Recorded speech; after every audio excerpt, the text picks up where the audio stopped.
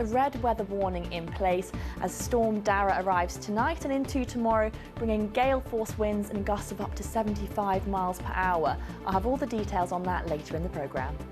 It is looking fantastic. Look at them, go. So graceful, so elegant. Thanks, Rosh.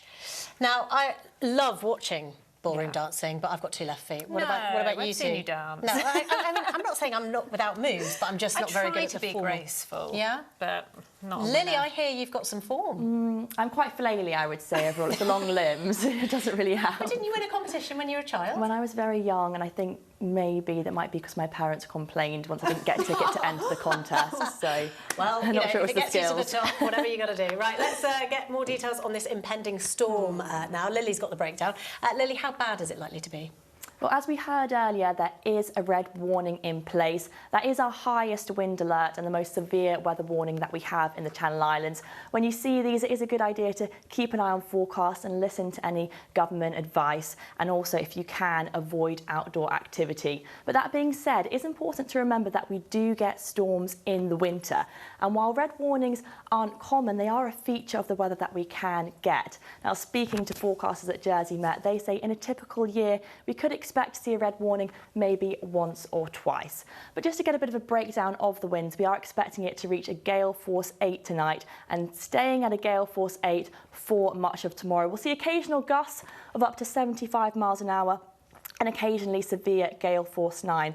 Now, understandably, a lot of people have been worried or wondering, is this going to be as bad as Storm Ciarán? For some context, during Storm Ciarán, we reached violent storm force 11. So on current predictions, we aren't expecting it to be as bad, but obviously it is still going to be very windy. So do secure any loose items and stay up to date with the latest forecast. And Lily, what's going to be driving these stronger winds? Well, it's all being caused by the jet stream. That's what we can see here in the bright colours. It's basically a very low pressure systems like Storm Dara, which is the storm that's headed our way, and we can see that as the jet stream's moving across, that brings Storm Dara to us there. It does then clear off slightly, so we are expecting winds to ease. It is still rather windy on Sunday and breezy into next week as well, but when we look at the outlook, we can see actually the peak of the winds we are expecting to have tomorrow, and then it should gradually be decreasing into next week. But let's get all the details now.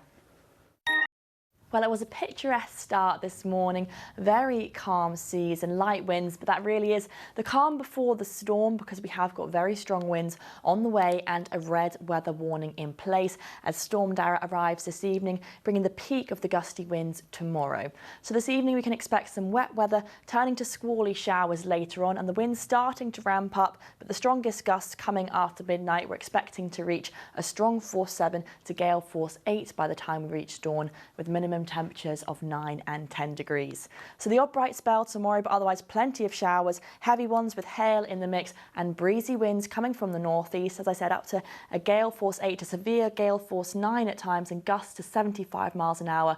We're expecting the strongest gusts to be in the afternoon tomorrow, but very breezy all day with maximum temperatures of 10 and 11 degrees. So a good day to stay indoors if you can, and can expect some travel disruption on our roads and also with planes and boats too.